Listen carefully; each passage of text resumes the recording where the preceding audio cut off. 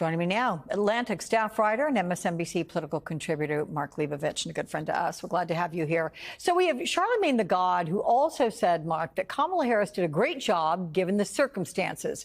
A shortened campaign, thrust into the role, saddled with a lot of unspoken Biden administration baggage.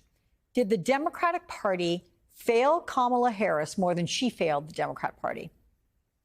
Yeah, I mean, I've seen and I've read a lot of the recriminations, a lot of the second guessing, a lot of the blame casting, and I think Harris seems to have really missed a lot of it. I mean, I think the consensus seems to be that she did do the best she can. I think she probably overachieved as far as what people might have been expecting coming in. And let's face it, I mean, Joe Biden obviously put her and the party itself in a very difficult position given the timing of him stepping aside as late as he did. So, yeah, I mean, that seems to be the simple kind of part of the second guess. I mean, the larger one is the structural, how are Democrats losing so many working class voters and losing so much credibility with working class voters across racial lines and even across gender lines.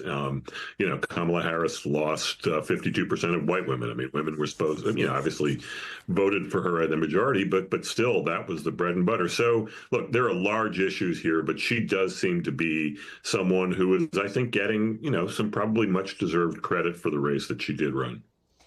And you wrote a book, Mark, about the abdication of the GOP establishment to Donald Trump. So now that he's re-entering the White House with Republican control of the Senate and potentially, maybe likely the House, what do you expect Trump to accomplish in a second term? Will there be any resistance from within his party?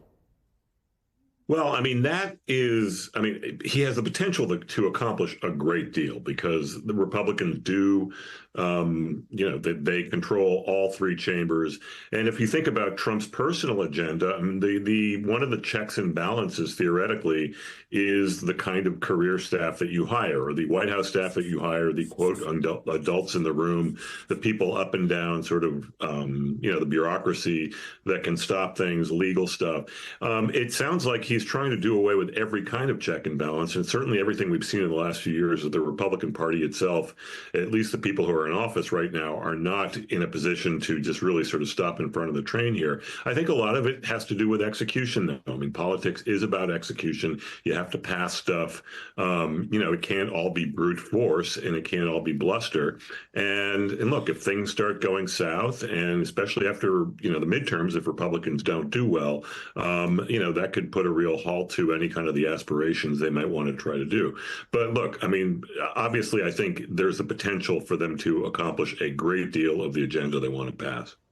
And so if you look at what Trump pulled off, he did what Republican candidates have not been able to accomplish in generations. He made dramatic gains with a diverse range of voters, non-white voters, young voters, urban voters, and more. You mentioned the female vote as well with Kamala Harris, and it didn't come out as overwhelmingly as they had hoped. I mean, what does this tell you?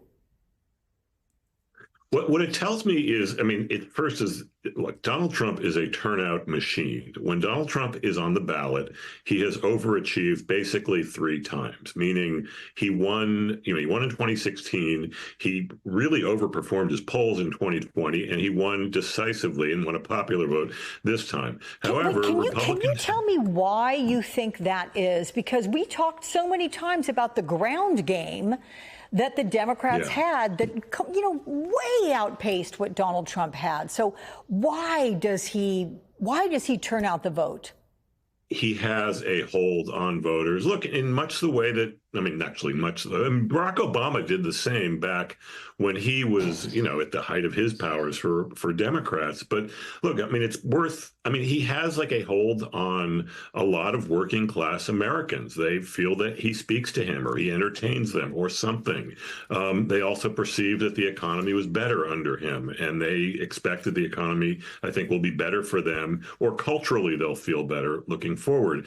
But look, when he hasn't been on the ballot in 2018, in 2022, they have not performed well. And, he won't be on the ballot in 2026, and he presumably will not be on the ballot in 2028. I mean, I can't imagine he will be. And, maybe Donald Trump Jr. will be, but who knows? But look, I mean, they have to figure out a way to get people to the polls without Donald Trump, because Republicans haven't had a lot of great performances without Trump himself on the ballot.